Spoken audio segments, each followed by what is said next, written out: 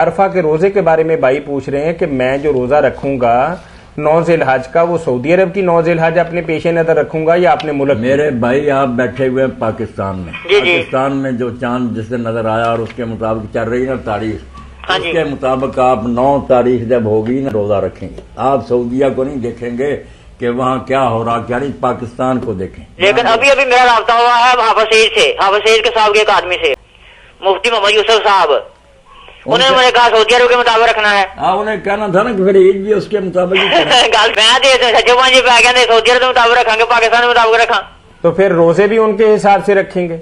ہاں یہ بھی گل ٹھیک ہے۔ بس آپ کو بتا دیا کہ پاکستان میں رہتے ہوئے پاکستان کی بات کیا کریں، باہر کا نہ دیکھا کریں۔ لفظ نہیں ہے گا کہ حج والے دن روزہ رکھو۔ اچھا بھائی ایسا ہے کہ پھر آپ سعودی عرب کے مطابق اب تک تو آپ اثر بھی فرق ہوتا ہے، ایک تو نامی تو حج کی ٹھیک ہے پاکستان میں بدل گئی، لیکن جو حج ہوتا ہے کیا اس دن کو عرفہ کہتے ہیں کہ یہاں کے نامی تو حج نامی کو عرفہ کہتے ہیں؟ اچھا میں یہ کہہ رہا ہوں کہ اگر سعودی عرب ہی کوئی آپ نے پیش امام بنانا ہے تو اب آپ اثر پڑ چکے ہیں؟ ہاں اثر پڑ چکے ہیں۔ سعودی عرب میں اثر نہیں ہوئی اب۔ سعودی عرب کو آپ روزے کے لیے معیار بناتے ہیں، ہاں جی ہاں جی، تو عید کے لیے بھی معیار بنائیں گے، عرفہ کے لیے بھی معیار بنائیں گے۔ مولانا نے جو بات بتائی ہے کہ 9 ذی الحج کا حکم ہے، آپ حج کو چھوڑیں، ہاں جی ہاں جی، اچھا جس دن آپ کا 9 ذی الحج ہوگا آپ اس دن کا روزہ رکھیں، اور جب 10 ذی الحج ہوگا آپ قربانی کریں۔ ٹھیک ہے ٹھیک ہے ٹھیک ہے، جی، بڑی یہاں تو پھر قربانی بھی آپ ان کے حساب سے ایک دن پہلے کر لیں۔ اگر ہم پہلے کر لیتے ہیں تو اللہ کے نبی فرماتے ہیں کہ قربانی نہیں صدقہ ہے۔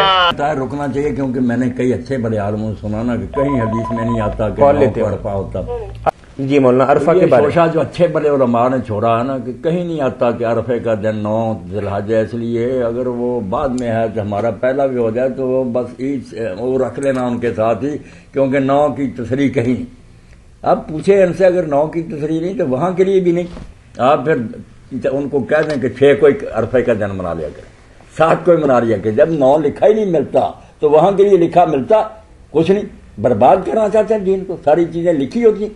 پتا ہے کہ جب ذی الحج کی 9 ہوتی ہے امت کا تواتر ہے، امت کا اجماع ہے، اس لیے لفظ ڈھونڈتے ہیں، پھر ان کو بھی کہیں کہ 9 کے کیوں پابند ہو، 8-7 کو ہی کر لیا کرے وہ کبھی۔ السلام علیکم۔ برباد کرنا چاہتے ہیں لوگ۔ عرفہ کی بات تو آپ نے بتا دی کہ عرفہ سے مراد جو علماء کرام کہتے ہیں کہ کوئی خاص دن نہیں ہے، تو پھر وہ 9 ذی الحج سارا کام ہی ختم ہو جائے گا۔ بے شک پہلی کو پھر عرفہ میں چلے جایا کرے، 9 کا نام تو وہاں نہیں لکھا۔ کوئی اجماع بھی چیز ہوتی، امت کا تواتر ہوتا، پتہ ہوتا ساری امت کو کون سا دن۔ آپ جمعے کے دن کا کوئی جھگڑا کر لے کہ وہ کوئی پتہ نہیں ہفتے سے پہلے کے اتوار کے بعد ہے، کر سکتا کہ نام رکھ لو سوموار کا جمعہ۔ تواتر امری ہے کہ امت ساری جانتی آ رہی کہ یہ جمعہ اور یہ وہ جان۔ جی مولانا ان باتوں میں کوئی جھگڑا شروع کیا جا سکتا، چونکہ قربانی کے